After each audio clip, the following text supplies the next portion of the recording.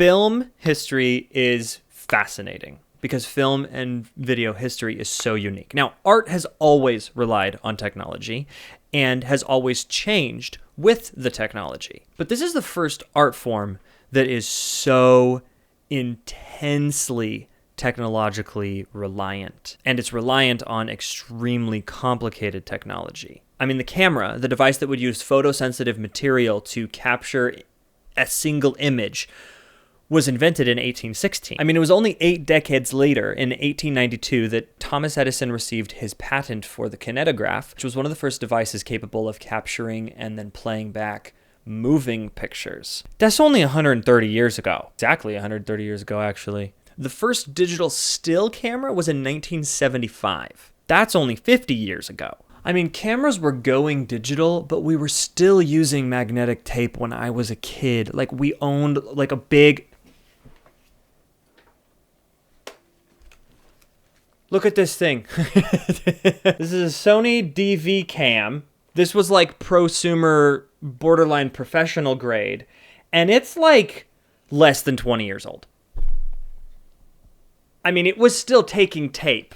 The first digital editing software for the PC came out in 1989. That's only 30 years ago, pal. That's only a few years older than me. Point is, this is brand spanking new. And it's really exciting. So this is going to be an extremely summarized, extremely brief overview of my understanding of the generalities of film history.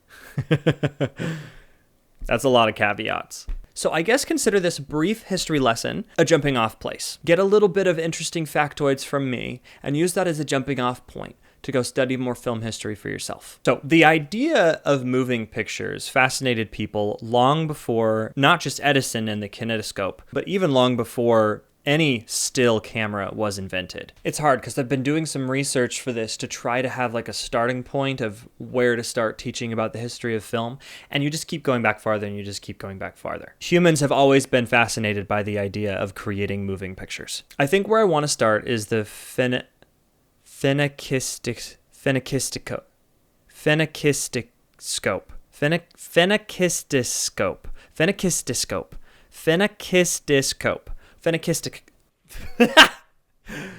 This word. Apparently, it was invented by 2 different guys almost at the exact same time in 1832. The idea was that if you drew a bunch of pictures on the edge of the circle and then you spin that circle and you look at only one part of the circle, it will look like the picture is moving. This is one of the earliest forms of animation. It's basically like a GIF on a piece of paper because it can only show a couple of pictures, so it's limited to a quick loop. This would be a perfect arts and crafts project if I was your elementary school teacher and we were in a classroom together and I needed to keep your attention for the rest of the day. But I've actually seen these at children's museums before, and they're really fun to watch. We're so used to seeing digital video now, I think, that it is actually really valuable to go and look at the tactile, physical forms of animation. It's fascinating to not have frames playing back on a screen and yet to still see like a continuous visual. These were also called stroboscopic discs, I guess. A cylindrical version was made soon afterwards, and this was called the zoetrope. Wikipedia, which is where I'm doing all my research right now, says that the Milton Bradley Toy Company made a toy of these in 1866, and that's where it kind of became like really solidified as a concept. But this concept of having multiple pictures that you see right in sequence after one another is taking advantage of a scientific thing about our eyes called the persistence of vision. I'm just going to read this because I can't say it any better. Persistence of vision traditionally refers to the optical illusion that occurs when visual perception of an object does not cease for some time after the rays of light preceding it have ceased to enter the eye. It's like your brain remembers that image for longer than your eyes are actually receiving it. So if you're introduced to something else immediately afterward, your brain makes connections, and you do enough of those quickly enough in a row, suddenly all of these separate images now seem like one image. This is one of the big reasons why the industry standard for pretty much all film and cinema is 24 frames a second. If you start going much less than that, your brain starts to be able to differentiate between the two. And even though you may not be able to point them out clearly, you will feel a bit of jitteriness in the video. It will be clear that it's not super smooth. Especially in today's modern age, with the video game standard being 60 frames a second, we are definitely training our eyes to see more and more individual frames. But at 24 frames a second, you get to a point where the eye is having a hard time differentiating between individual images. You may feel like 24 frames is less smooth than 60 frames, but they are still both fluid-ish video. Does this make sense? So, of course, we're in the mid-1800s. We're in the Industrial Revolution. We're fascinated with science and technology and with exploration. And we already have the camera, which uses light-sensitive materials to capture an image. So it's only a matter of time until somebody creates one that can make multiple pictures in a row quickly. In 1889, Thomas Edison invents the kinetograph, which is the first camera to take motion pictures on a moving strip of film, which is like the most cinematic we've gotten so far. In 1889, he also patented the kinetograph, which was a peephole viewing compartment that would allow a person to watch a much longer film than you could do in those little cylinders, right? We could actually watch a significant little story. So basically, right before the turn of the 20th century, we get cameras. And for the next 10 to 15 years, Edison spends time perfecting his products and trying to make them viable for a grander market. So from about 1905 to 1915, there sprang up all of these Nickelodeons. And they were called such because for a nickel, you could go in and watch a film strip. Edison's kinetographs would capture a bit of a interesting shot of something, and then they would remake those film reels and send them out to Nickelodeons. And then you could, for a nickel, go into a Nickelodeon and watch it back on a big kinetoscope. That was some of the first moving picture entertainment. Around the same time as Edison was patenting and beginning the manufacturing of his kinetograph, in France, there were two brothers doing the same thing, completely unrelated to him. This side note, it's crazy how many things in history were just bound to happen. And in history courses, we tend to credit one person when really it was just kind of everybody was fascinated by it. And in the end, someone was going to end up doing it. And a lot of times, multiple people invented a similar thing at the same time. It's just crazy that it happens around the same time. So the Lumiere brothers invent a device and they call it their cinematograph. That's not how you say it. And they start making tons of short films and showing them off in small theaters. These are some of the first, true, real films. The one that you're going to recognize, the one that everybody talks about, is A Trip to the Moon. This is just how fast it exploded. I mean, at the turn of the century when film was starting, it exploded just as quickly as digital technology has exploded for us in our century. Both Edison and the Lumiere brothers separately invented their motion picture cameras around 1890. Not even 15 years later, we have theaters and Nickelodeons dotting countries. Tons of people are paying money to be entertained by this new cutting-edge film technology. Not only in Nickelodeons watching small, short peephole films, but also almost immediately in actual projection-style theaters watching more or less short films that use a lot of the film language that we recognize today. It just exploded. And now already it's almost impossible to give you any kind of actual real understanding or timeline. This is why there are film history courses that span all 4 years at college, and you still haven't even really touched the surface. This is why there are film historians who dedicate their whole lives to understanding cinema and still have only scratched the surface of what was made, because so many people are making stuff. It's cool, man. It's cool. Movies are cool. Cinema's cool. Videos are cool. I forget how much I like this stuff until I talk about it like this. For whatever reason, in the first few decades of the 20th century, most of the American filmmakers and artisans and wannabe entertainers end up in California.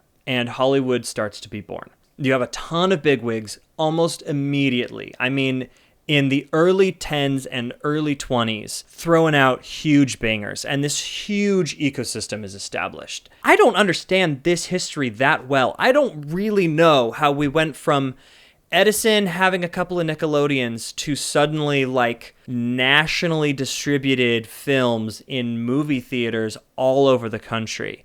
Like, I mean, it's great. You go from an inventor with some money. I mean, Edison was rich, like for sure. But basically you go from him just playing around with this invention to turning it into a full-on new industry within just a couple of decades. It's insane. So anyway, that's exactly what happens. And you have all of your silent film era celebrities pop up and start making stuff. Charlie Chaplin, Buster Keaton, Greta Garbo. And this is where I really can't give you very many specific events or dates anymore. And we're just going to do a bit of an overview. We see the establishment of Hollywood and the studio system and these large entertainment machines, and huge strides in technology were made in the first little while. Almost as soon as we were making moving pictures, we wanted to start adding sound to them.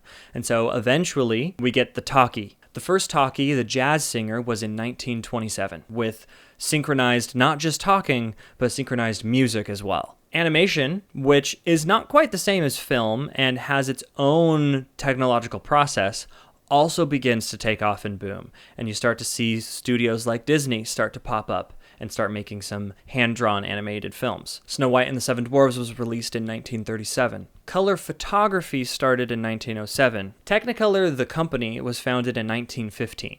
And color sometimes played a role even earlier on than we think. And over the first half of the century was integrated more and more and more until it became the industry standard. Now, in 1927, the first television was exhibited. And so through the middle part of the century, television started taking off and home entertainment started becoming more and more of a thing. Eventually, televisions became cheap enough and accessible enough, and enough good entertainment was being shown on television that it became a bit of a threat to the traditional motion picture industry. And so they had to do some changes to compete. And so for a while there was a bit of a war going on between traditional Hollywood cinema and the television channels trying to outcompete each other. Televisions got color in 1953. Cameras get smaller, film gets cheaper. Suddenly, some American families have home cameras. And it starts becoming more realistic for interested American kids to be able to make their own little films. Enter Steven Spielberg. We start coming out with huge pop culture identities. We start having the idea of summer blockbusters. Jaws, Star Wars. VHS is released, and home entertainment and even home cinema entertainment becomes more and more of the norm. And then, of course, computers went cray-cray. The camcorder is invented in 1983 and makes home video even more accessible. Steven Spielberg puts digital dinosaurs into Jurassic Park. Pixar makes an entire feature film animated with computers, and everything gets insane. More and more households have home computers, and therefore more and more families have more access to software. Digital video begins to grow. The DVD starts getting use in 1995. In 2005, YouTube is founded. In 2007, the iPhone is announced. Blockbuster Video becomes the new way to watch movies. Hollywood Video and Blockbuster Video are the industry standard for getting your movies to watch at home. Redbox shook things up by making a smaller selection of movies even more easily accessible than your Hollywood Blockbuster. New Kid on the Block, Netflix starts a mailing return service for you to more easily access the movies that you want to watch. And of course, social media. MySpace, Tumblr, Twitter, Facebook, Instagram, YouTube, and most recently TikTok. The bar for entry, for better and worse, is lower than it's ever been. Most people own a smartphone. That's literally all you need to make video nowadays. It has a camera, and it has good enough computing technology and good enough softwares that people have developed to allow you to film a bunch of different shots and assemble them together and make whatever kind of video you want to make. It's sick. every entertainment conglomerate, they're all making streaming services. So we're in the streaming wars. There is more content than there has ever been. That content is more diverse and more niche than it's ever been. And there has never been a greater need for video people, to be honest.